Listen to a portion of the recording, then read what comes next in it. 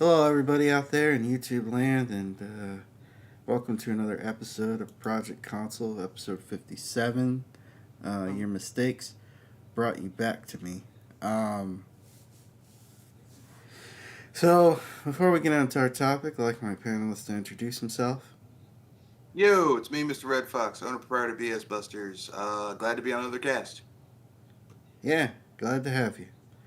So, our first topic is the Steam Deck revision. So, it was last week. Um, Steam was asked about their Steam Deck and their revisions, and or their Steam Deck and what they were going to do with the next one. Um, so one of the things they brought up was the fact that it's something I've brought up at least a few times on this cast and a few times on this Red Fox cast is the plethora of PC handheld gaming consoles that have been coming out and how frequent they come out, and they don't want to they don't want to do that. I mean, so if you're going to get a Steam Deck revision, probably be a better screen, probably more storage, uh, maybe maybe a more durable shell. Maybe a few years down the line they'll add better hardware. The thing about the Steam Deck and which makes it more interesting and than the other ones. Yes, there are new PC handhelds that are coming out that are more powerful than the Steam Deck. The thing about the Steam Deck is that there's really only one Steam Deck, so developing games and optimizing games and modding stuff for the console is made a lot easier since it has you know a a more unified a more unified system versus the other consoles that typically use Windows have a plethora of different configurations and or even 2 to 3 times the price of the Steam Deck, uh, and they don't have the infrastructure that Valve has to take a hit on these consoles. But what do you think, Mr. Red Fox? What do I think? How can I put this nicely? I think that I think we kind of saw this happening, right? Yeah, Like we knew for a fact that I mean, like Steam, Valve entered the hardware industry with the Steam Deck. They tried with the Steam machines, they tried with the Index, but now they have something that's a bona fide hit. People really like the Steam Deck. I like my Steam Deck. I probably will not get the next iteration. I'll probably get the one after that because I don't use the Steam Deck enough for me to like be like, oh, I need to upgrade. But I'm yeah, pretty sure, down the line I might get a new one. yeah, And once you release hardware, if you're good at making hardware, you're going to sit there and think, okay, we didn't do everything we wanted to do with this one. What can we do better? And plus, the technology is going to move forward. Um, that's just the way it is. yeah. Personally, I think that ultimately,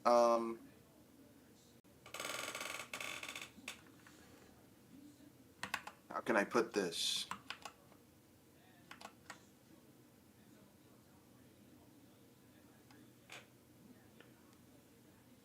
I Sorry. think that ultimately, they're going to keep it going, and it's going to be good. I mean, you know, Yeah, it's Steam. Valve has proven that they're one of the few companies that can do some good stuff. yeah, yeah.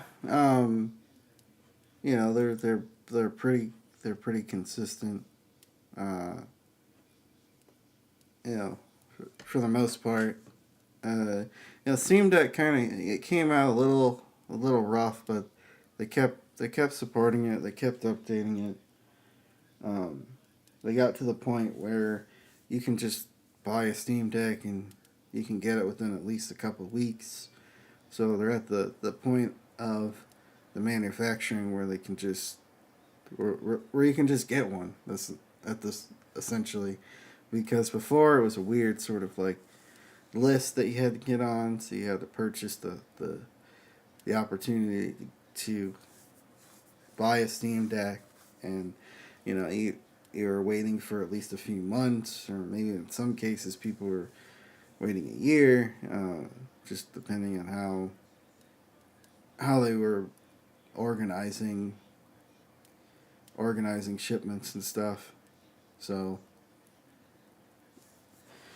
So yeah, even though now that they have a model, a decent model down, uh, definitely they can definitely they sorry they since they have something to build off of now, you know it should be a lot smoother for them when they come out with another Steam Deck, or a revision of a revision of their Steam Deck. Yeah, I mean, you see, it's probably going to happen, and it's probably going to be amazing. I mean, let's keep it 100%. I mean, the Steam Deck is amazing. So clearly, if the Steam Deck is amazing, then you know, Yeah, yeah. I mean, it's great to play. Um, a few modern games. It's great for indie games. It's really good for emulation. It's an all around.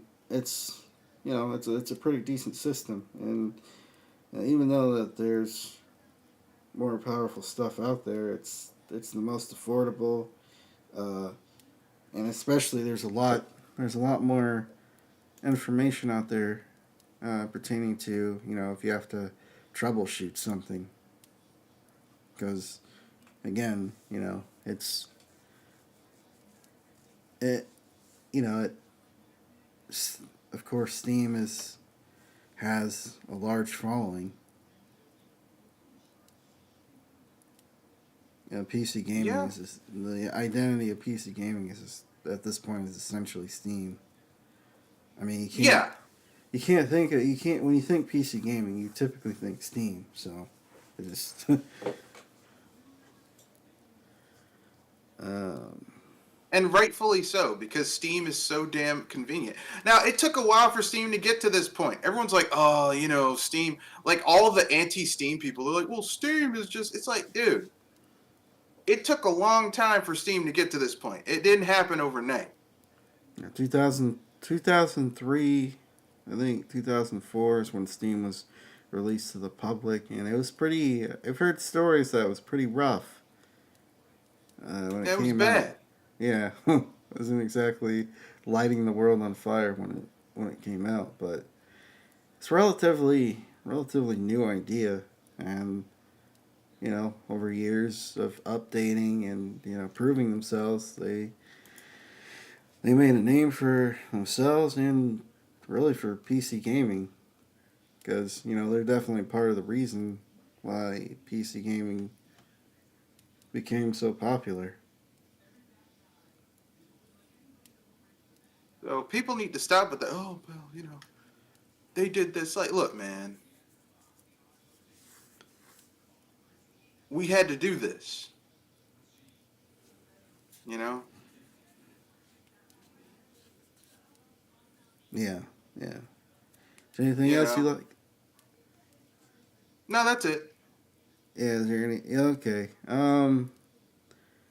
So to nobody's surprise, but to probably many's disappointment, um, The Last of Us 3 is getting a.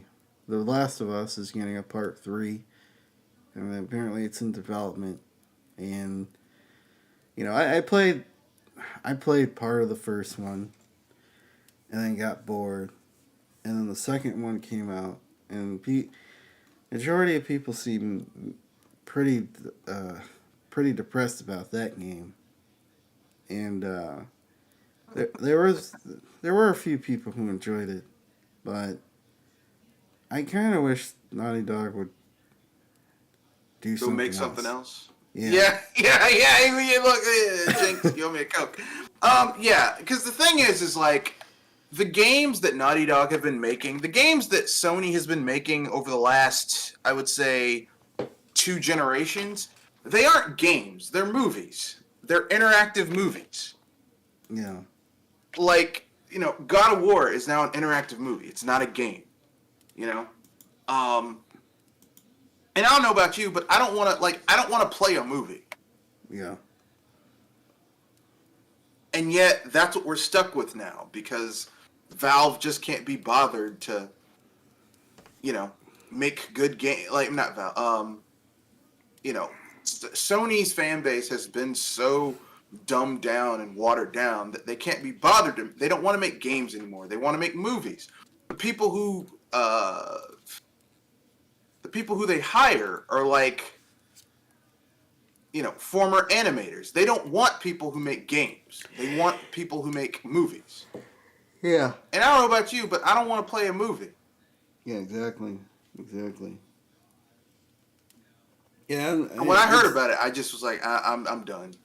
Yeah, it's like Yeah, the old Naughty Dog is dead. Like anybody who's hoping that they would come back by some miraculous, they're gone. A lot of the people that used to work for Naughty Dog have been long gone for a while. So, who built the company, who created those fun, imaginative games, they're gone. They're nowhere. They went on. They moved on. So, and now you just essentially have company and name only, because I'm tired of seeing Uncharted, tired of seeing The Last of Us. What you don't like seeing generic white guy, generic white lady, running around doing stuff? That was you. That's as far as you can go at this point. Yeah, exactly. I mean, people have been. I remember The Last of Us. There were people creaming themselves, talking about how it was the Citizen Kane of video games, and you know, and how it was one of the greatest game of all time. It's like it's a shitty horror survival game with some decent voice acting and okay writing, and With shit gameplay. and shit gameplay. Like that's what it is. Yeah. Let's stop the AI that they promised never was. Yeah. Well, no, the AI is if you're playing the first game, if you're playing as Joel, if you fart, those mushroom zombies are on your ass. Ellie's sitting there knocking over bottles. She's talking. She's petting a dog. Like she's on the cell phone talking to somebody. I know she's not on the cell phone. I know it's post-apocalyptic. Those services are done for. But like she's making all the noise in the world. They will not attack her. But you, shit, let Joel chew a piece of gum and blow a bubble. Oh, I got you. The clickers are on him. Yeah, it's bullshit. It's total and complete bullshit. And it's like here's the thing. They took they took a script from a decently budgeted sci-fi TV movie show or sci-fi TV movie with maybe some decent actors who are on the tail end of their career. And they made that into a game. And because the Sony fan base is so fucking shallow and bereft of quality in their media consumption, they took it hook, line, and sinker and thought it was great. Yeah. That's all it is. And the sequel, they couldn't replicate it because nowadays there's awesome TV everywhere that people are watching that is better written. So when the sequel came out, people were like, what is this shit? Yeah, exactly. When the sequel came out, they assassinated characters figuratively and literally. Well, Joel had to die. Yeah, I know some people are like, oh, why did Joel? I mean, look, man, you don't. Okay, look, the fucked up shit. Joel doomed humanity for Ellie. Now, I'm not gonna say that's right or wrong, but You can't bust into a medical surgery room, shoot the doctor, snatch the girl up, and be like, there'll be no repercussions from this, and run off into the sunset. I mean, the problem isn't necessarily that Joel died from people who are really into this game. It was just how they did it. They handled all of that pretty poorly. Yeah, it wasn't well written. I'm not. Yeah. Look, listen. These people, like I said, these people wrote something that is the equivalent of a decent script for a sci-fi TV movie. When I say sci-fi, I mean sci-fi channel. Yeah. You know? Yeah. It's not Asylum level. It's not like Sharknado. It's higher than that. But it's still like, this is kind of shitty. You know, this is not a great script. Yeah. But they just ran with it because, reasons.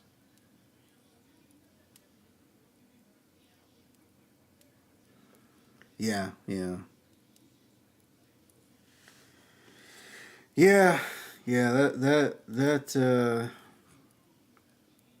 I mean,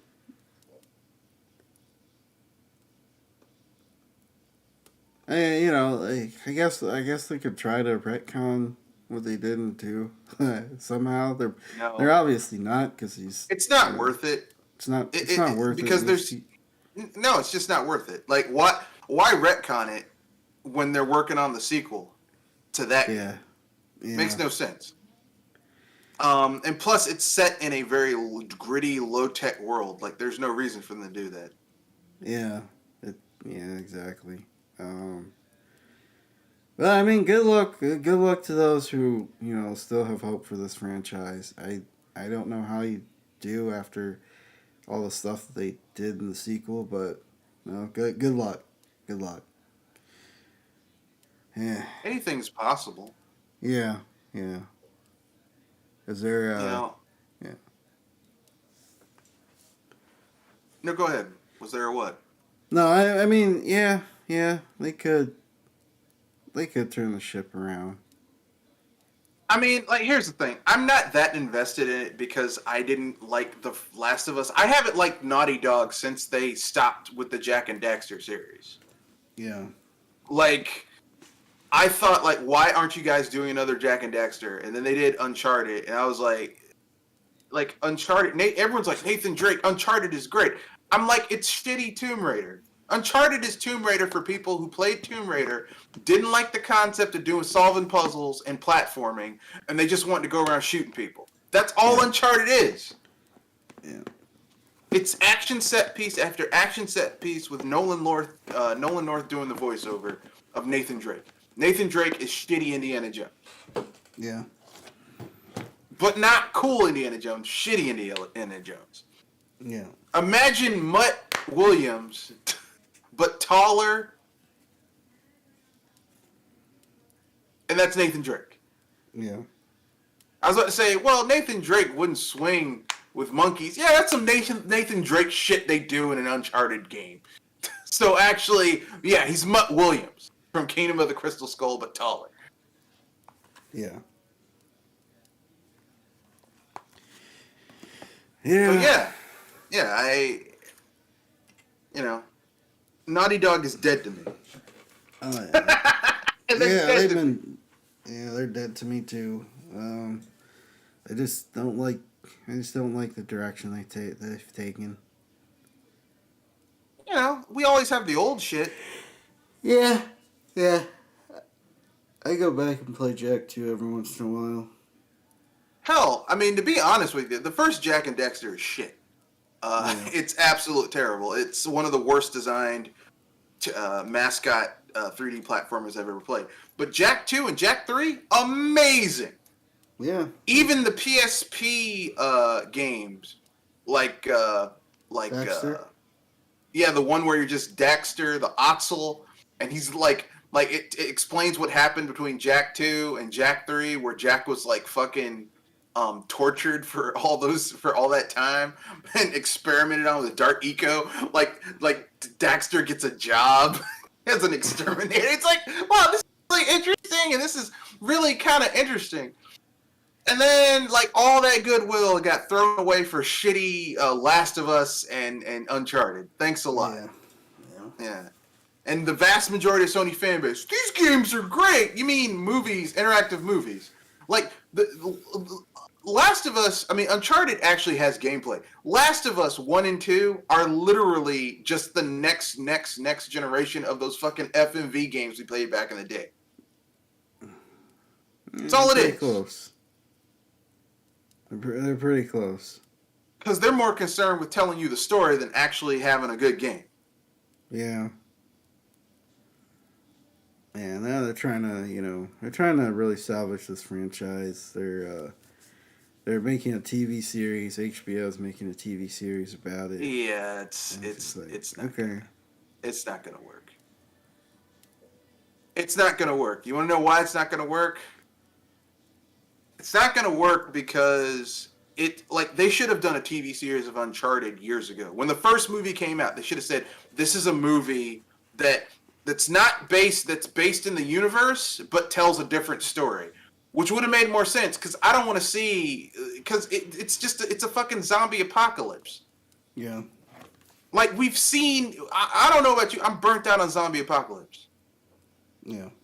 It's like, oh, it's the end of the world, and if you say zombies, I'm gonna take this gun and blow your brains out. That's kind of why. Zolotov. Okay. That's why I'm slightly interested in Dead Island 2, because it just make the whole thing fun. A parody of the zombie trope. Yeah. Yeah, it doesn't take itself seriously. Yeah, I mean, except for that trailer for the first game where it's like, oh man, this is going to be some deep, engrossing story. No, it's a dude bro and his friends on an island trying to survive, which is kind of fun because it's how real people be like, what the fuck is this insane shit? And trying their best to get out of it. Yeah. Yeah, I mean, yeah, I'm looking forward more to Dead Island 2 than The Last of Us Part 3. With fucking mushroom zombies. And the problem in The Last of Us isn't even the mushroom zombies. It's the people after the apocalypse. They're the problem. Yeah. Yeah, the people are the real villain. We're the real people. Humans are the real monsters. It's like, this has been done to death. Stop it. Do something new. And one of the things that they were trying to do in the second game was like, they wanted to make you care about the people that you were shooting, and it's like they did it haphazardly. Like they didn't build gameplay around it. It was just you just shoot them, and they would just react that character got shot, and there wasn't gameplay that really emphasized that. You didn't have a sort of like insanity meter or a choice to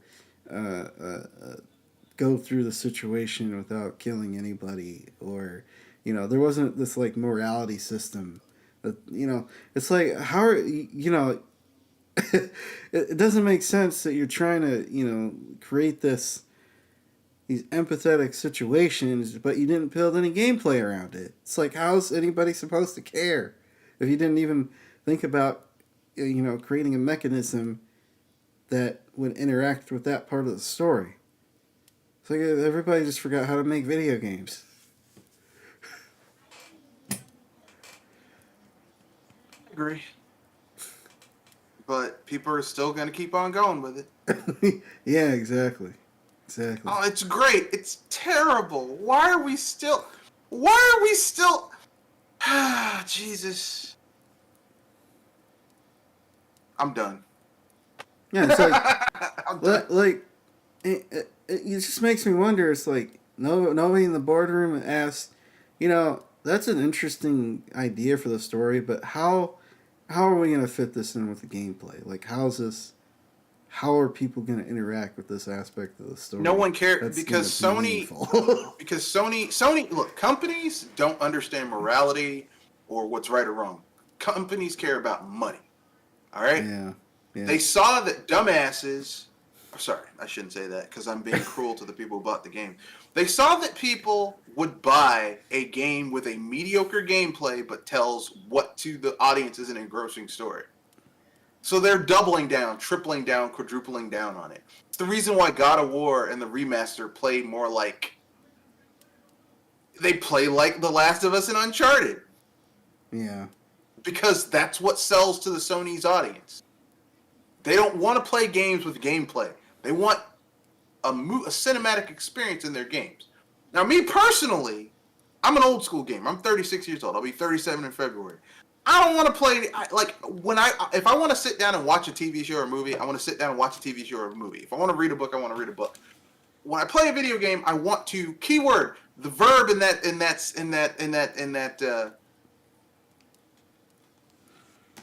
to play. Okay? Yeah. I want to play. Well, play. No, want is the verb. To play is an extension. Okay? I want to play. Yeah. Okay? I want to play what? A game. I want to play. Okay? Yeah. I don't want to watch it. It's the reason why I've never been interested in watching people play video games. I'm like, I'd rather just, I'd rather play the game myself than watch someone play a video game. It's distracting. Yeah.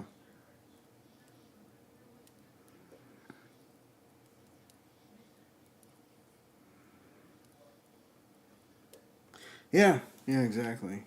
Yeah.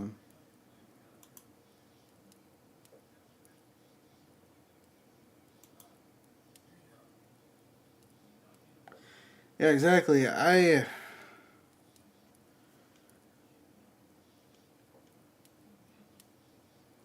It's just that's why to me the people that are making some of these games now are failed directors or people who just couldn't make it through film school. So they're like, you know what?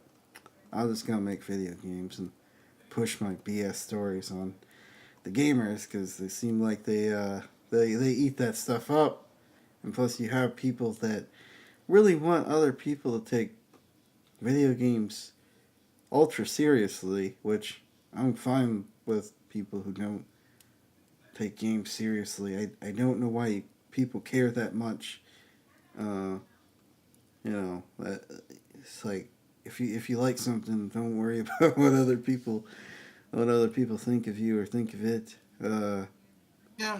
But I mean, there's always been this dichotomy between do you want to tell a good story, do you want to have great gameplay? Most games can't pull it off. Even my favorite RPG of all time, JRPG of all time, is Chrono Trigger. Chrono Trigger, in terms of hardcore RPG mechanics, like JRPG mechanics, is light on those mechanics.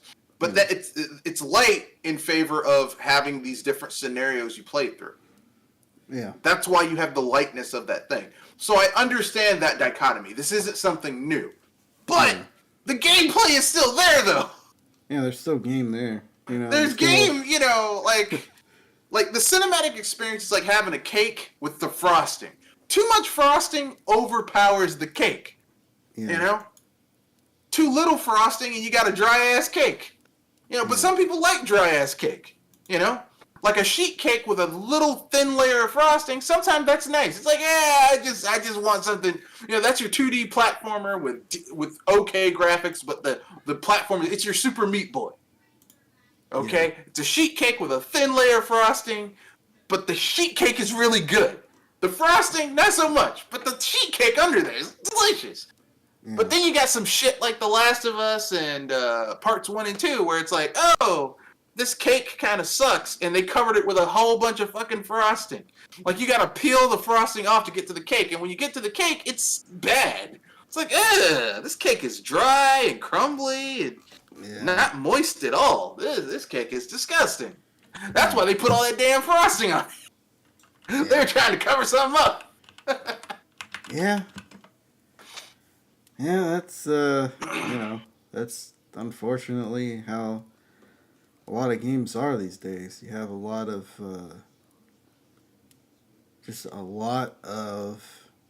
bullshit. Yeah, people. You have all this cake, all this icing. The graphics, the these stories that are so focused on telling, and then you just have this shitty cake underneath it.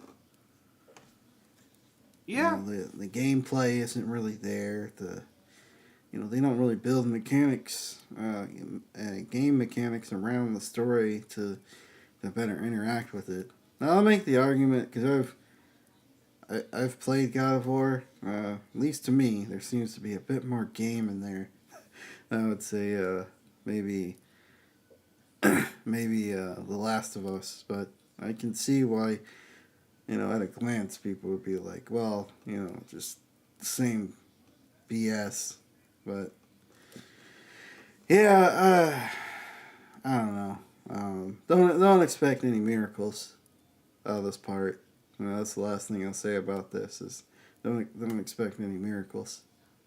No, because they don't have the talent for it. Those people, like, personally, I never thought Last of Us or really the Uncharted series were great. I didn't see why people love them so much. But if you're expecting, like, all the people who work there now, like 70% of their workforce are people who are into animation. These people are not game designers. They're there to make shit look good. Yeah, Think about that. yeah,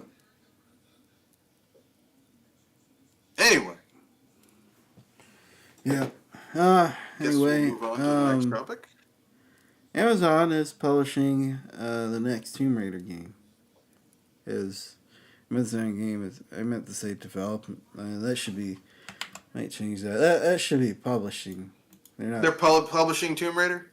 Yeah. Well, it makes sense because Eidos was sold was freed from Square Enix, Yeah. and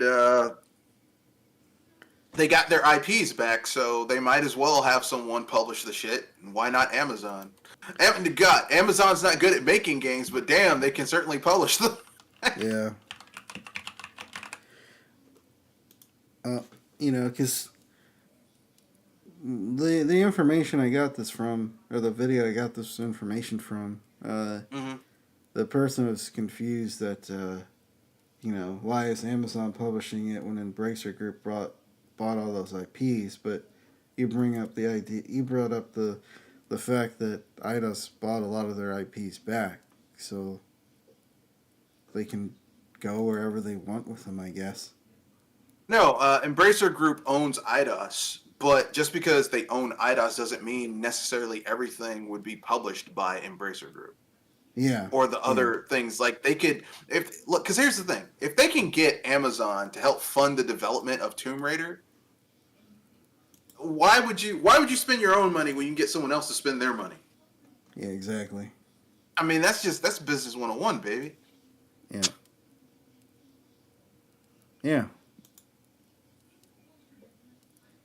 People are acting like, oh, these people want to make money. Like, do you understand how money works? I don't think you do, because you're asking some basic bitch questions. Yeah, yeah. I enjoyed the first two games. Third one game I haven't really gotten into. I think they're okay. I think I understand people that played the original games and were like, "Wow, this isn't Lara Croft. This is not how things are supposed to be." I think some of one of the biggest problems that game has is like a lot of the ragdoll stuff. I remember when they were being interviewed, it's like, yeah, we're taking more of a serious approach and we're not gonna go into this with kid gloves. And I'm just kind of like, some of this stuff just comes off more comical than serious because it's like you see this woman just tumbling die down horrifically over and over and over again. It felt kind of like you were fetishizing her pain to me. Here's what I'm gonna say, and I know some people are gonna get mad, but I don't care. I did not like the new Tomb Raider reboot. I thought that like it felt like they completely missed the point of Tomb Raider. Yeah. Tomb Raider was not like Lara Croft in her games really didn't kill a lot of people. Her big thing was problem solving. Occasionally she'd run into wolves or dinosaurs or an alligator. Yeah. And just like solving puzzles, doing archaeology type shit. She's basically a female Indiana Jones. Yeah. And you notice in all of his movies, he's constantly like figuring out puzzles and solving shit. And then they turned her into a little murderer, a little ugly, little tittied murderer. Yeah. And I know people will be like, "Oh, well, you just look, man. I am used to my Lara Croft being hot with little tiny booty shorts. Okay, the new Lara Croft is not hot, and she doesn't have little tiny booty shorts. So I'm sorry, I'm not interested.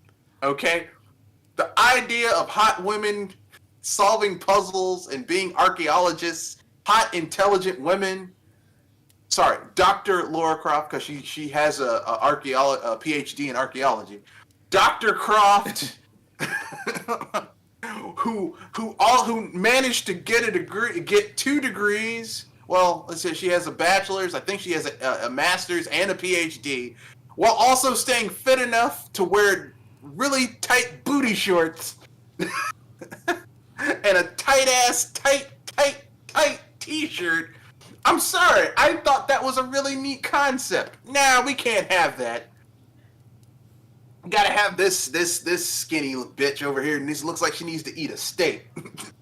But anyway, yeah, I was not impressed. I was unimpressed with the new one, and also the gameplay was kind of just basic.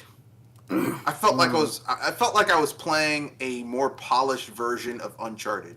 I mean, not Uncharted.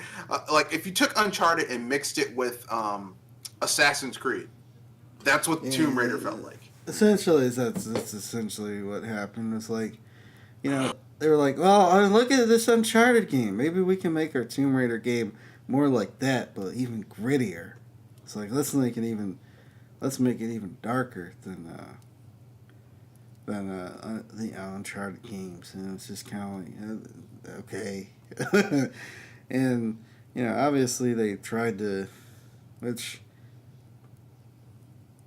this is something I hear a lot from journalists and people who play a lot of these games. Like they jerry rig some stealth elements in, which for most people I hear, when it comes to stealth games, a lot of them just aren't that great. But yeah, so they shoehorned stealth elements.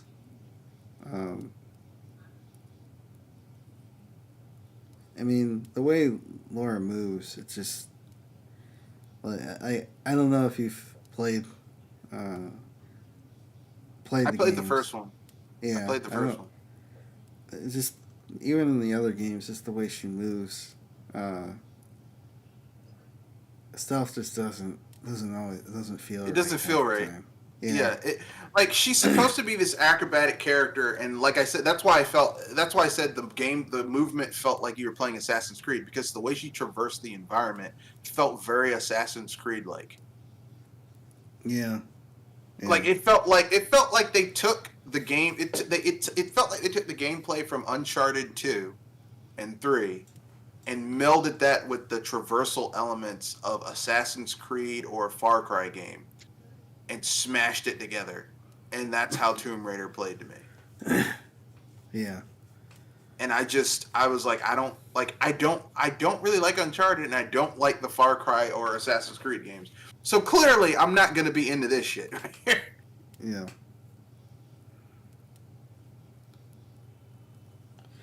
It seems like they also kept some of the. And it's obviously compared to the older ones, it's low fantasy when it comes to some of the stuff that happens. And I don't think that exists in the third game. The third game wasn't made by the same developers. So it's gonna be interesting. What, Tomb Raider? Yeah, Tomb Raider 3, Shadow of the Tomb Raider, I think is what it's called. Yeah, it was made by a different studio.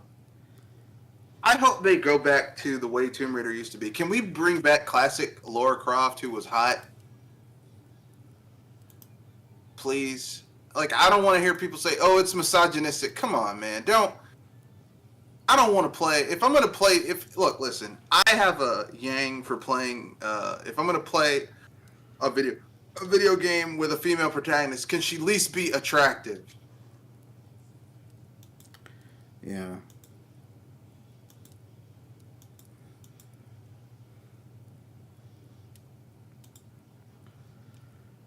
Yeah, exactly. Yeah.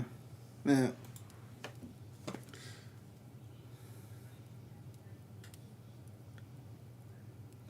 In any case, is there anything else you'd like to say about this topic?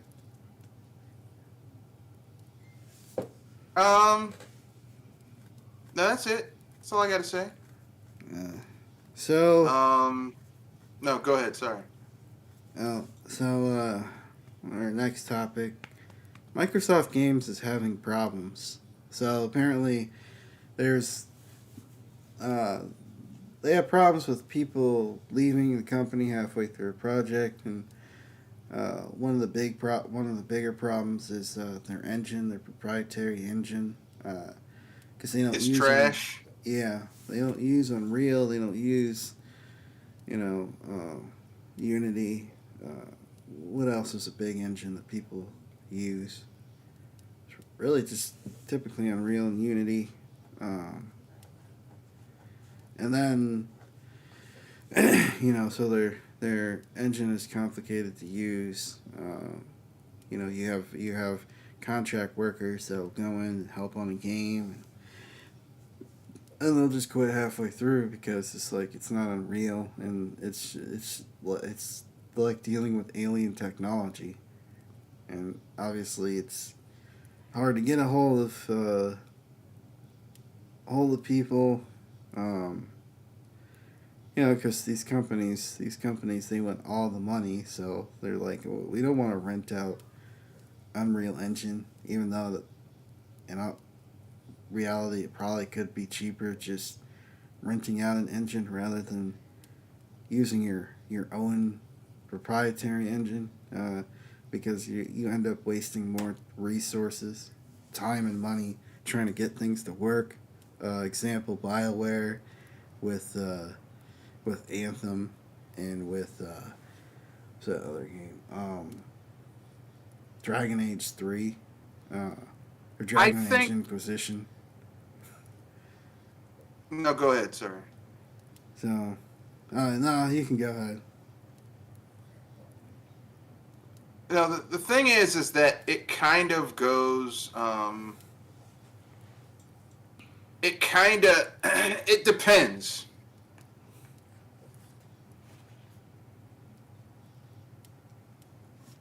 It depends on what's going on. You know what I mean? Yeah. Like what? Like one of the things that their engine. Yeah, I see what you're saying. One of the things that their engine is great at is racing games. Yeah, but Like, that like the team that does that, they've been working with that engine for years. So that's why I'm like, it depends. Like, Nintendo uses a lot of their own internal engines for a lot of stuff. Um, Not saying it's perfect, but they just it depends on who's making it. You know what I mean? yeah, It depends on the team. Now, the fact of the matter is that Microsoft has never had really strong studios, internal studios. yeah, Since they've been in the video game industry, they've never had strong internal studios. So I can't say I'm surprised that people want to act like, oh, I can't believe I can't believe that this happened. I can. yeah, yeah. One of the, I guess, the Forza developers are working on the next Fable, which, of course, is using their proprietary engine. I mean, why in the heck are you using people who specialize in racing games to work on an RPG? I do not know. Yeah, Nintendo does use their own internal engines. Sometimes they combine those with other engines, like Breath of the Wild, I believe, also used Havoc for their physics stuff. So, yeah. Um, Clearly, Microsoft wants, like, when you don't have to license out something, if a game sells, like, because Unreal they changed their license so that you don't have to license, like, you don't have to license out their stuff up front. But if you sell a game and it sells like 50 million units, and you make like $300 million off of all those units you sold, you got to give Epic like 50 of that. yeah. So obviously they're not going to be like, hey, we want to use someone else's stuff. But look, man, Microsoft has deeper issues than that. Like the fact that they took a racing studio and pulled them off of making racing games to work on an RPG, a genre that they have no experience in. Yeah.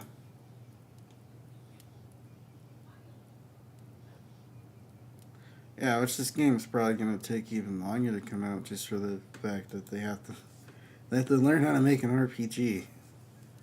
So we might not see this game until like 2025.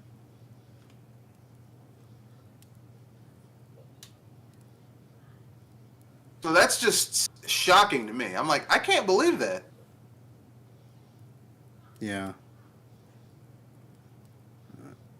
You know, it's like when Nintendo was like, yeah, we're gonna get Namco Bandai to make to make Metroid Prime 4, and then everyone was like, yeah.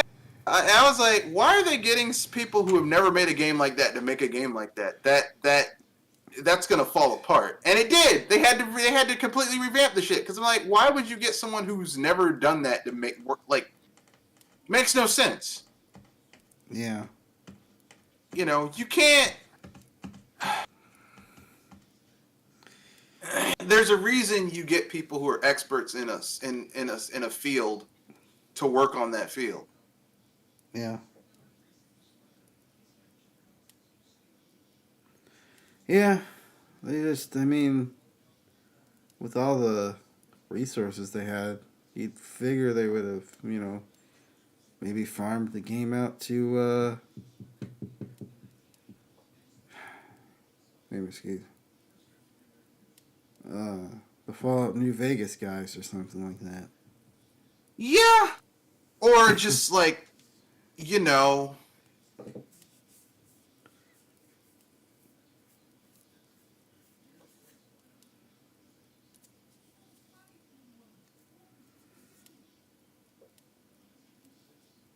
Yeah. just give it to someone who actually knows what they're doing. Yeah. Yeah.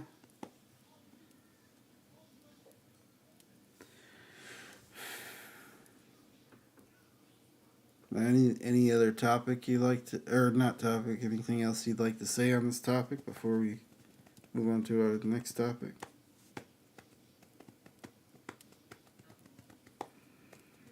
See, what else do I have to say about Microsoft? I mean, I hope they work it out because Microsoft has really been nailing it this gen. I thought that they'd fuck up like they did the other previous 3 gens, but they didn't. Yeah. Um, so I hope that they can get their issues resolved. This Game Pass is amazing.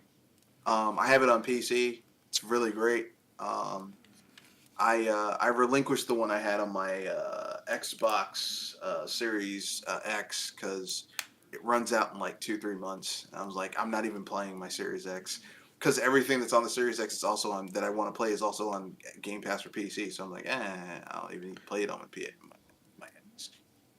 Anyway, yeah. Hopefully they'll get their shit together, but I'm not like.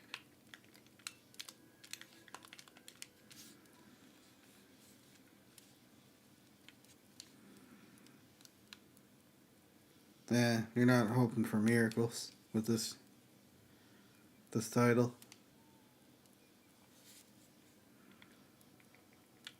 No, I'm not. I'm not. How can I put this? I don't have a lot of hope because I don't trust a.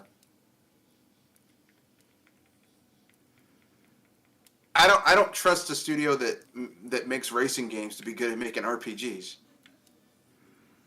Yeah. I mean, I know that's blasphemy, but I just don't. Yeah. I mean, I don't know about you, but I mean, do you trust a studio that makes that makes racing games to make an RPG? No. Yeah, yeah, exactly. I mean, would you, I don't know, would you trust somebody who specializes in French cuisine to uh, make an Italian feast without any experience in Italian food? I mean, I trust them more than someone who I would trust them more than someone who is a Mexican home cook. All they make is like enchiladas and burritos and sopapilla and sopas and shit like that. Hey, I want you to make classic Vietnamese food. No, Yeah, it's pretty. Yeah, it's pretty far because out there. Yeah, if you're classically trained, if you're a chef, because if you're a classically trained chef, you're always going to have some level of skill with like basic skills translate over. yeah,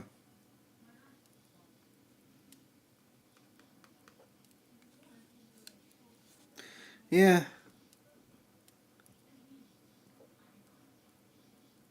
But yeah, going from Mexican food to Vietnamese food, that's so far. They're fundamentally different from one Yeah, another. they're Is pretty what we're saying. different. So people get mad when you say, "Oh, don't say that." But I want it to do better, but probably not because you know we live in a world with people who will accept mediocrity Yeah, all the time. yeah, If you say something about it, they get mad at you if you say something about, hey, this shit's mediocre. Oh, well, okay. Don't talk about mediocrity.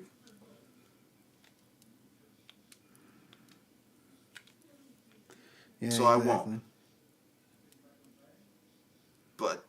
But yeah, I don't particularly care.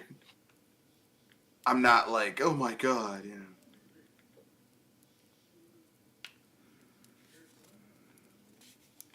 oh my god, it's I'm not holding out hope for the new Fable game. I'll believe it when I see it because all they did was release that shitty trailer. Remember? Yeah, And it wasn't even a trailer; it was just a teaser of a trailer.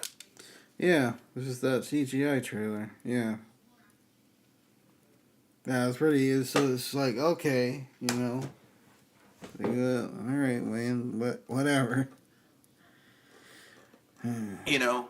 But I mean, basically, whether or not this game comes out and it's good, if we will know if it was a good thing for them to let Lionhead go and not give them that game. Yeah, yeah, Because clearly, Lionhead knew how to make a Fable game. Whether you like the Fable games or not, I actually do like the Fable 1 and Fable 3. I never played Fable 2 because it was an Xbox exclusive, and at that time I was like, I'm not buying this shit. But now that I have a Series X, I could totally get that disc and put it in there and play it probably. I liked Fable 1 and 2. I thought Fable 1 was very ambitious. Like a lot of ideas in there were ambitious, but they didn't go far enough. I think Fable 3, if you knew how to game it, was actually pretty good as well. I think Fable 2, from the people that I've talked to who played it, they said that it was kind of like the game just kind of ended. It had an abrupt ending, which just tells me that the game they ran out of time and they just had to wrap shit up. yeah. Um, but overall, I think the Fable series, like each iteration in that series, the sales went up. Like the first Fable sold 1 million, Fable 2 sold 1.5, Fable 3 sold a little over 2. So if you have a niche IP with each iteration, it's selling to more people. I mean, and why would you take people who are doing their job? The series is getting bigger. You're growing it slowly. Why would you take them and shunt them off to making shitty, um, take the IP that they make and to make shitty fucking Connect games using that IP? Yeah. I'll never understand. But Microsoft was being run very poorly then. Their game division. But in any case, on to our fifth topic. So they came crawling back. The key that thing that's quote. He's talking to Gamora. You couldn't live with the regrets of your mistakes. So what did that do? Or what did that? It brought it brought you back to me. So essentially, a lot of the publishers that said we can do it our own way. We're gonna go create our own. We're gonna go create our own casinos with hookers and blackjack, and then they just ended up saying, forget the hookers, forget the blackjack, forget all of it." They decided to come back to Steam. So I posted a PC article, um, talking about how EA, Ubisoft, and was it EA, Ubisoft, and even Activision came back Microsoft. to Microsoft. Yeah, they all came back to Steam because they Yeah.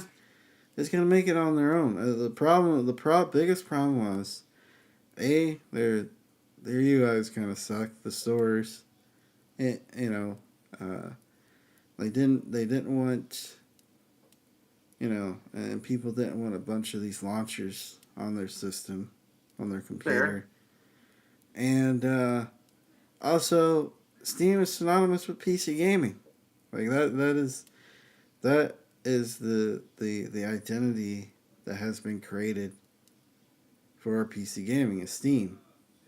And I agree with you. I also think there's a third issue that these companies didn't reckon with. That's actually connected to the second point that you made. Um, Valve spent at this point. I think Steam started in 2001, 2002. yeah, so it's been about 20 20 years. years. 20 years. Yeah. They spent 20 years building the infrastructure for this to work. Yeah. Literally, Microsoft, EA, all these other Ubisoft, they're like, hey, we have a perfectly good road that people have built up and continue to upgrade and make better. I want to build my own road and charge tolls on it to people that's shittier than the road these people have been working on for 20 years. That's basically what they did. And then acted surprised that people are like, I don't want to use your road. I want to use the road that they've been working on and fixing for 20 years. That's basically what's been going on. Acting surprised. It's like, hey, man, Sony and Microsoft are like, hey, why are you buying the supermarket bread? Why don't you come, Sony and Microsoft are like, hey, why are you buying the supermarket bread? Why don't you why are you buying the loaf of bread you can get at the supermarket? Why don't you come over here where we have that loaf of bread too? But you go and you try their bread, it's like, but your bread, it's harder to open your package. The bread doesn't taste as good. Yeah. Like, I just want some wheat bread. I can go to my store that I go to. It's cheaper over here, and I got a bigger selection. Why am I going all the way over there just for the same shit? It makes no sense. Yeah. Yeah. I don't know why. Like, everyone's like, well, the Epic Game Store. You want to know why people go to the Epic Game Store? For the free game. No one's buying shit from the Epic Game Store because they have to get it from the Epic. There are games that have come out on the Epic Game Store, like called shit, I forgot the name of that game. That game that it's the sequel to the Lovecraftian horror survival game.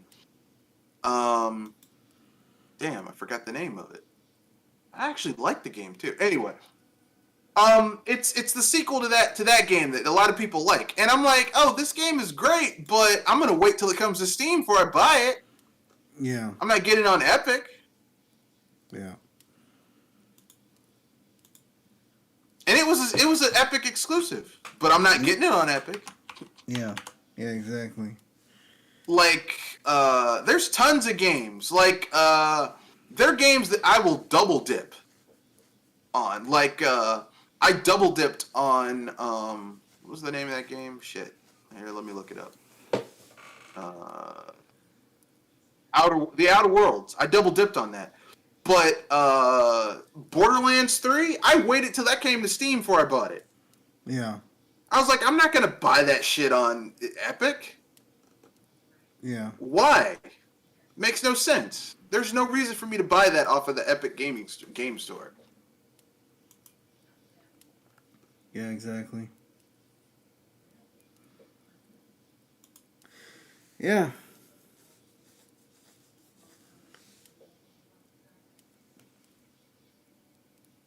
But that's just me. You know, I'm just some guy, you know.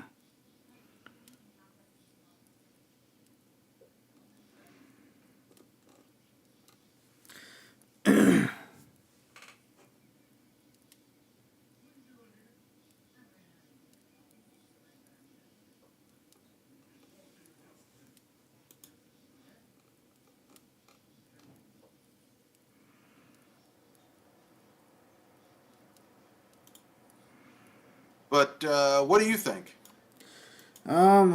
The thing,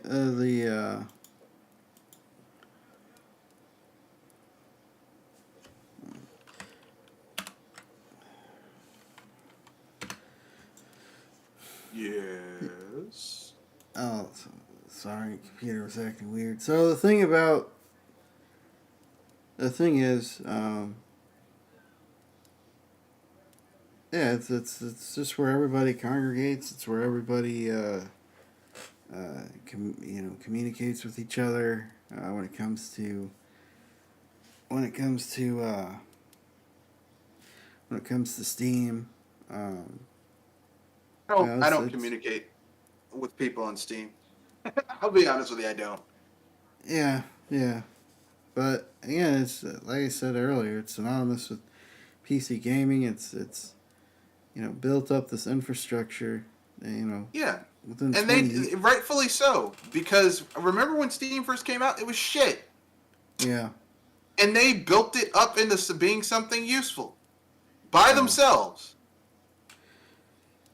yeah,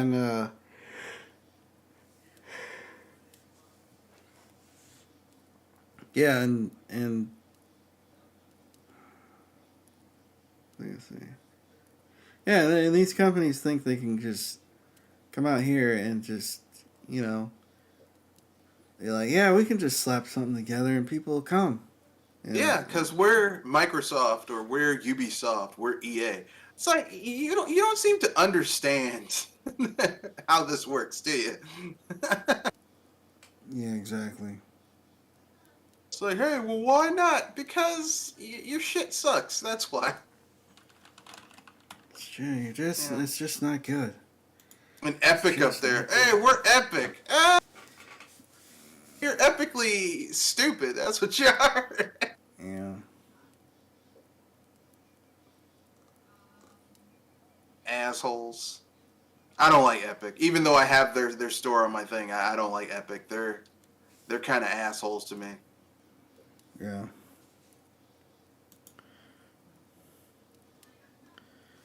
I mean, yeah, I know some people are like, well, there's too many. Some people are like, There's too many there's a, storefronts. they're not. There's too many storefronts. Like Steam's just monopolizing uh, the PC industry. Well, I mean, not not exactly, because I think a lot of these companies still have relative control over their pricing. I Maybe aside from the 30% cut that Steam takes, but other than Yeah, that, but they can. these companies are using their infrastructure. I mean, you think you're just going to use their infrastructure that they built over 20 years for free? I mean, yeah, they gotta make money somehow, right? I mean, shit. Look, listen. If they were if they were releasing games, but they aren't. Yeah. Like that, most of the time, Valve is just making money off of their cut they make when you use their storefront. Yeah. You know,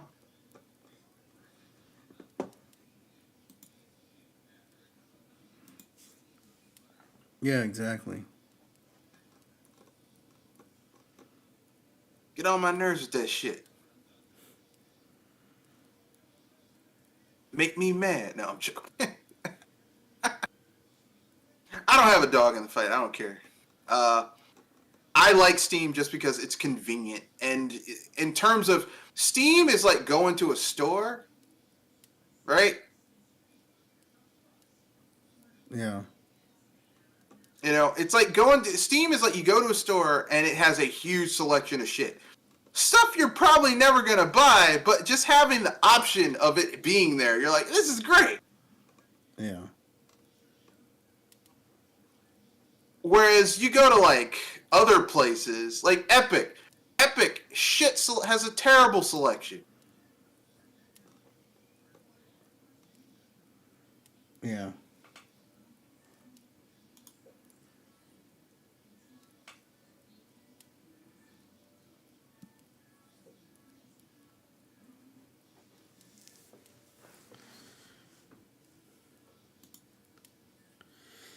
Yeah. But Yeah. that's my opinion.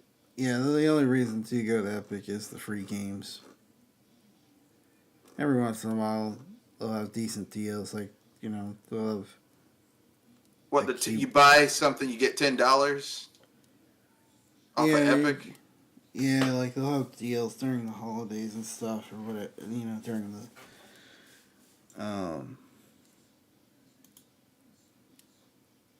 they'll have like coupons or stuff like that. So Yeah, like Epic is so behind the curve. It's like, hey, they just got a cart, so you could because initially you could only buy one game at a time. What type of bullshit is that? Is a cart that hard to program? Apparently so. Apparently, they're so busy counting that Fortnite money Yeah. that programming a cart is just, oh, we can't do that. It's a cart. We can't. It's too expensive to program a cart. We can't.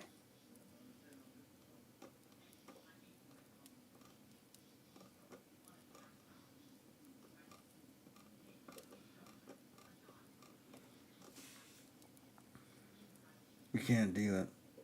Yeah, it's ridiculous. Yeah.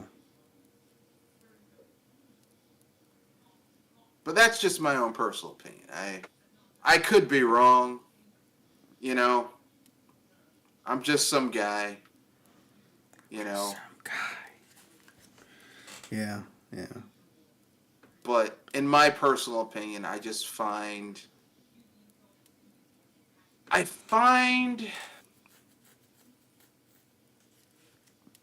find that Steam is just really convenient. Yeah. Plus, you can add your own games to Steam, digital games to Steam, which is you can really really convenient. Yeah.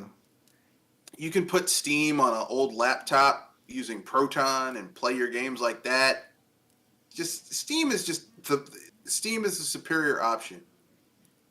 Yeah. Okay. I know some people are gonna get mad. Oh, you say that? Come on. Y'all know Steam is a superior option. Yeah. Stop lying. You search your feelings. You know it to be true.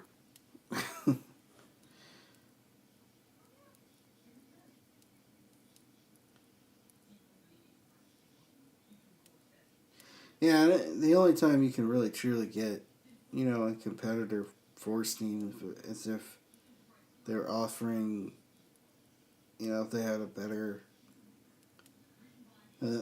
system, I mean, at this point, Steam is like the video game search engine for the majority of for a greater majority of PC games.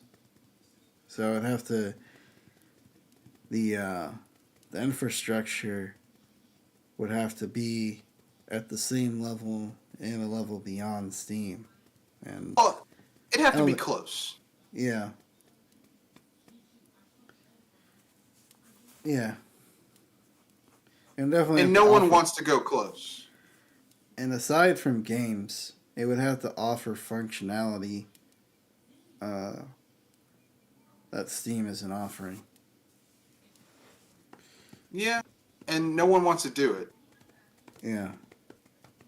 I want to create a half-assed solution and hoping that their name alone will carry them to the finish line. Like Epic. Yeah, exactly. Start fanboy wars. Well, Steam, we're doing this for the publishers, not for the developers. Bullshit. You're doing this for money. Yeah.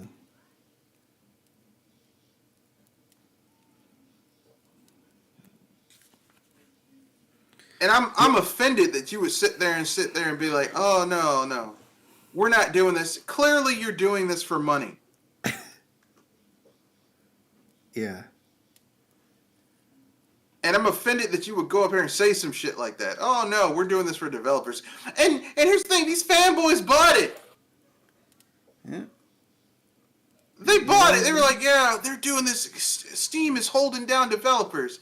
Like y'all gave a shit about developers until Tim Sweeney fooled you dumbasses into buying that bullshit. Yeah. That virtue signaling bullshit, because that's what it was. Yeah. I mean, come on.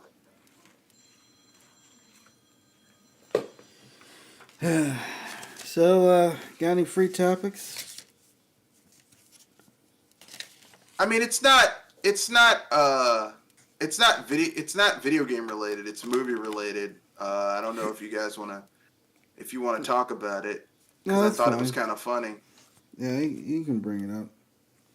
All right. Well, as the news came out, James Gunn did what years of terrible movies from Zack Snyder and all those chuckleheads over there at Warner Brothers couldn't do. He finally pulled the trigger on the shitty DCEU that they came up with that no one liked, and I can't blame him because it was pretty fucking bad.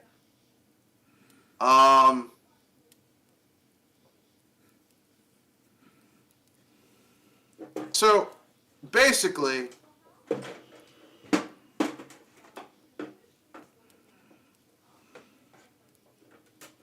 when I say chucklehead, I mean that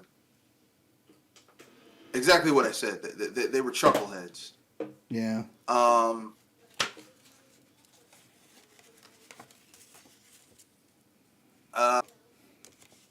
Henry Cavill is out as Superman.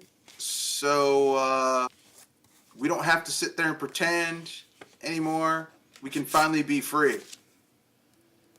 And I can say what I always wanted to say, what I've been saying. Good riddance to bad rubbish. Yeah. Henry Cavill was a terrible Superman. The only thing about him is that he looked kind of like an idealized version of what you would think Superman would look like. But his version of Superman was fucking terrible. I mean, dog shit. I don't know. I mean, I haven't really watched. I didn't watch Superman, any of the Superman movies. I didn't watch a lot of the DC Universe movies because I just. Man of Steel was terrible. There's just a lot of negativity surrounding that universe, so I just never really got into it. Yeah, Man of Steel was absolute dog shit. unless you want to see Superman murder the shit out of a city and kill a lot of people. And apparently that got him kind of horny because he makes out with Lois on the rubble. So like, there's people who died, obviously, because you have super powered people fighting, and he's just like, yeah, that made me horny, basically. And I'm like, who wrote this script? Or Batman v Superman, where Batman like tries to kill a dude. He has no evidence that he's gonna turn evil, but he tries to kill Superman. But you know what stops him? You know what stops him from killing Superman in Batman v Superman? What's that? Guess. What? His dead parents? Remind her. Oh, close. Guess what? Guess what Superman's mother's name is? Martha. Yeah. Guess what what Batman's mother's name is? Martha. Oh yeah! Yeah, you got it! So he almost stabs Superman to death with a kryptonite spear, but stops because both their mothers' names are Martha. That is super dumb. Yeah. Someone wrote that script and said, This is good. I'm gonna write this. Yeah. I bet they were really proud of themselves. I bet they were getting pats on the back. But everybody was just so proud of themselves when they wrote that. Like, yeah, this is how it should be.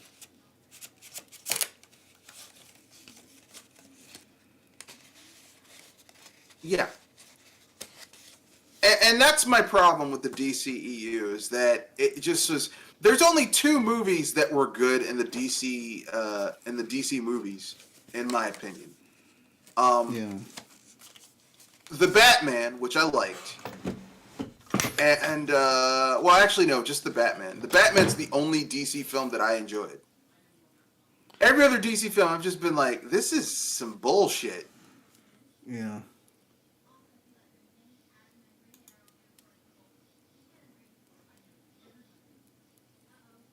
And I know some people are gonna get mad at me and be like, "Oh, but you're a what's the word they like to use? You're a Marvel fanboy." I'm not.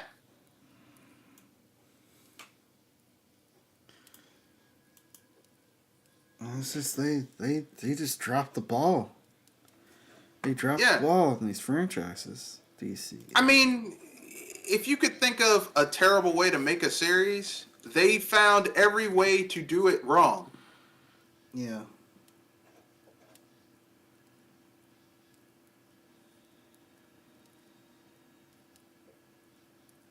You know, it's like they're like, we're gonna make a Justice League movie. Okay, cool. Where only one character has had a movie. They made a Justice League movie where everyone.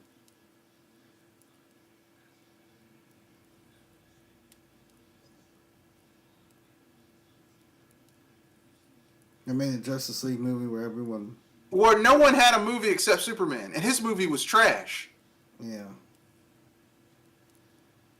Yeah, they really butchered the whole Justice League build-up.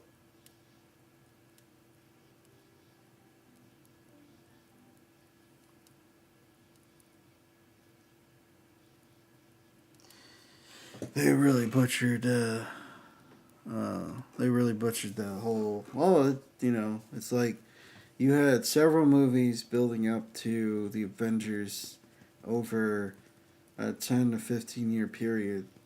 Yep. And it's oh boy. Versus, and every character had an introduction. Like Captain America had an introduction. Iron Man had an introduction. The only character who didn't have an introduction in the only characters who didn't have introductions in the Avengers was Hawkeye and the Hulk, and they kept the Hulk going from his other introduction, which was in they didn't throw away the shit he did in the other films. Yeah. which makes sense. Nah.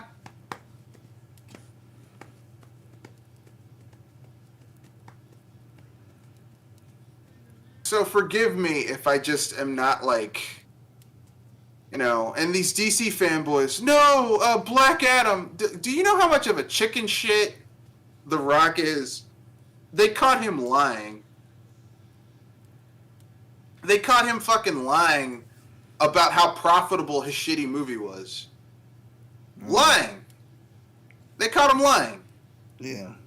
He was like, yeah, it'll be profitable after X amount. And they were like, actually, we're losing money on this as it is right now. And they had to tell him to stop lying. Oh, jeez. And here's the thing, right? And here's how full of shit The Rock is, right?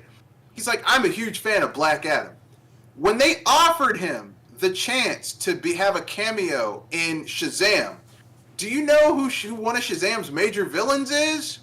Black Adam. Black Adam. He's like, I'm here for the big leagues. It's like, bitch, you call yourself a fan of this character and you can't even appear as a cameo in the movie that your character you're playing is the major villain for this character. What the fuck is wrong with you? Seriously, what? Too many steroids? Yeah, that's the problem with a lot of these projects. It's like you have people that are like, yeah, I'm big fans of this project. I really care about this project, but then when it comes down to it, it's like, nah, they don't care. I really know.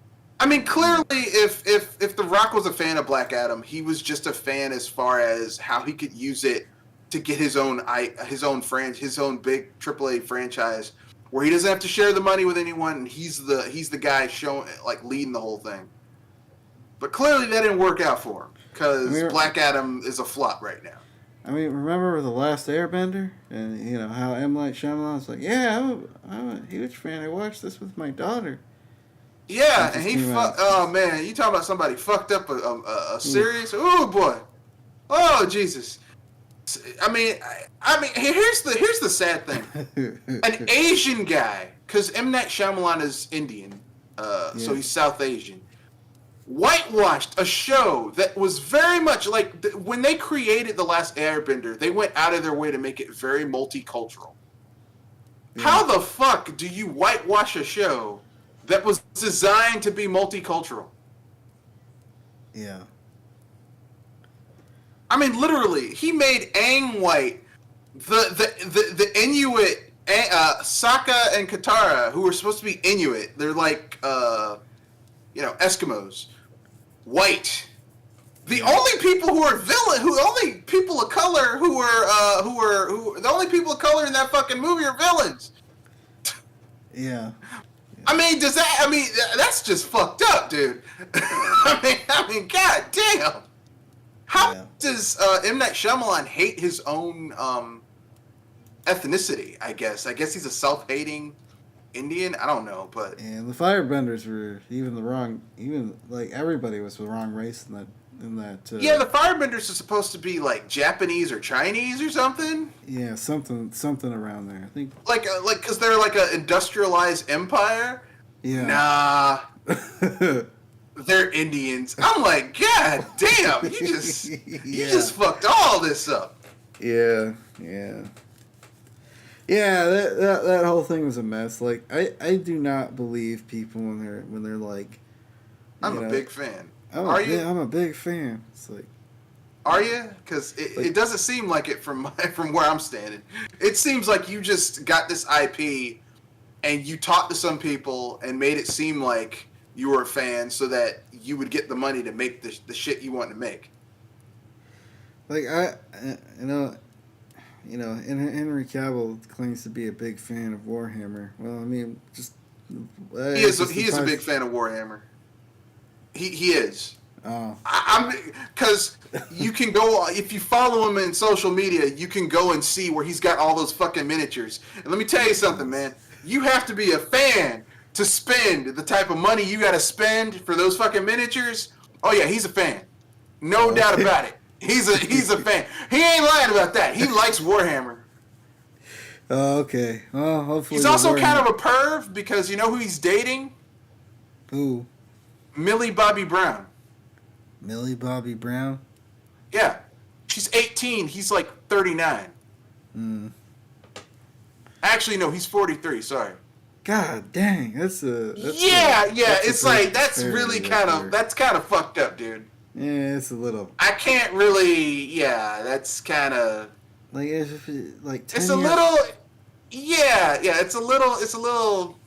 Eh. There's like a 10-year difference. I'd be like, okay, yeah, 10, maybe Okay. 11 years. If she Yeah. was 20, if she was 32 and he was 42, they just two grown folks. She's 18. Yes.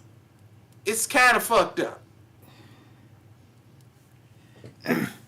All right, it's a little fucked up, and I'm staying out of it. That's all I'm gonna Yeah. say. It's a little fucked up. I mean, Just one, what, you know. um, uh, what's Beyonce's husband's name? Jay-Z. Jay-Z, yeah, he dated Beyonce when she was like 18, 19 or something like that. He may have dated her, but he didn't marry her until she was older. Yeah. You know. Uh, I mean, uh, that Henry Cavill shit's like some age is just a number shit. Is my point. Yeah. And I'm just staying out of it. I'm just like, I don't really want to be involved in this, because it.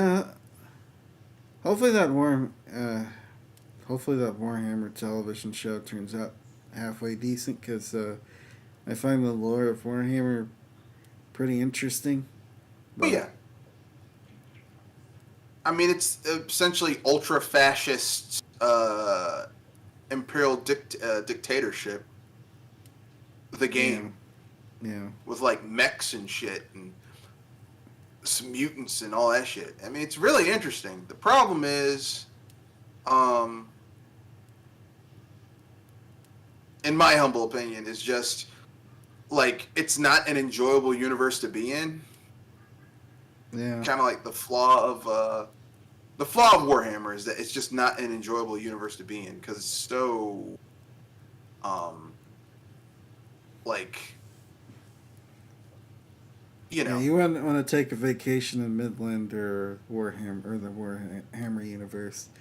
Oh no, you not only would you not take a vacation in it, you wouldn't even want to go there. It'd be like, if you could go to any fantastical fictional universe, what would it be? Not Warhammer 40K because they're racists, also fascists.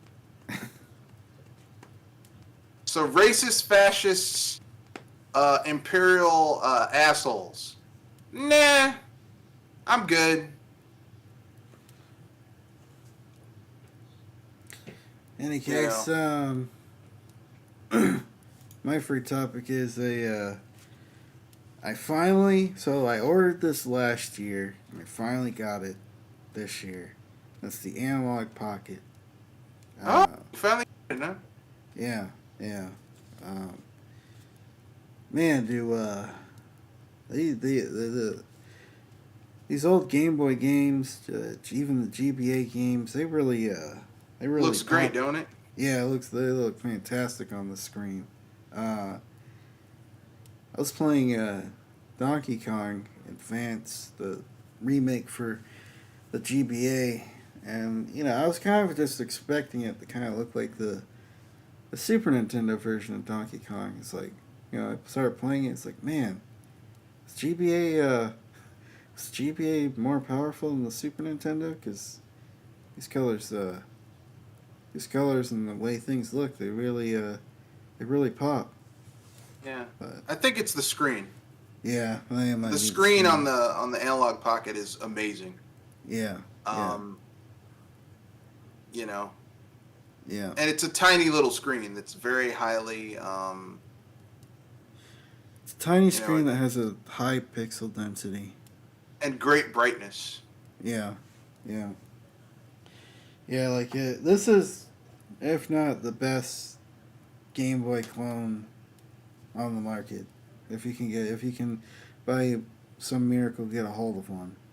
Yeah, because it's like even if you got the money, there's no guarantee you'll get it because the parts. Yeah, Good luck with that. yeah. It's like Analog's a smaller company. It's not like they can fight a lot of these bigger companies that have the money to source parts. But hopefully within the year they become more available. I hear that they're starting that production is starting to ramp up a little bit. So we'll see. See. Do you have one? Do you have an analog pocket? No, I have all my original hardware, so I don't really see the. I see the point. I don't see the point of getting a analog pocket, even though it is convenient to have all that shit in. Not having to pull out different things, but considering that most of the retro gaming I do is with my it's with my Game Boy. Yeah. Like my modded GBA with a better screen and backlit is good enough for me. Yeah. And a Yeah. lithium ion battery instead of the double A's it originally came with is good enough for me. Yeah. It's probably not analog pocket level, but like I can plug it into my I can take my Game Boy Advance games and put them in my my Game Boy Advance games and Game Boy Color games and GBA games and put that into my frickin' Game Boy player, my GBA Advance player for my GameCube. And if I want to have a better screen and more options, I can use my DS. So, Yeah. it's like I'm good. I didn't see the point. But hey, man, I'm glad you got something that you enjoyed. You Yeah. got a Christmas present for yourself. A Yeah. year late. Yeah. A A year year late. late. A year late. Yeah. But waiting made it all the sweeter. It's like, Yeah. yeah, I waited a long time, but man, it feels good. Yeah. Yeah. So. Yeah, I heard it also has a core that lets you like make music, and you can also make some games, which is cool. So Yeah, you can create your own music using some sort of. They have a peripheral that you can buy. Uh, you attach to it to make music with it. Well, that's pretty cool. But yeah, it's a cool handheld. Definitely recommend it if you you know want something that you can load up all your games on. It does. You can put carts into it, but you know like the novelty of it kind of wears off because I mean you can just stick a bunch of ROMs on your SD card and you don't have to worry about carrying around a bunch of carts. So and it's cool to have that functionality though. Actually, be able to play your physical games. Uh, play play your physical games on hardware.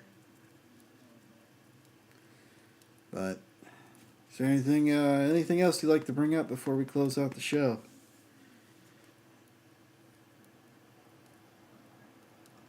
all right, that's the end of this podcast, Mr. Red Fox.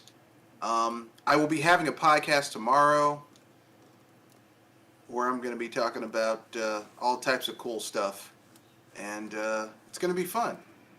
It's always Yeah, going to be fun. But it's going to be fun tomorrow. yeah, But and this is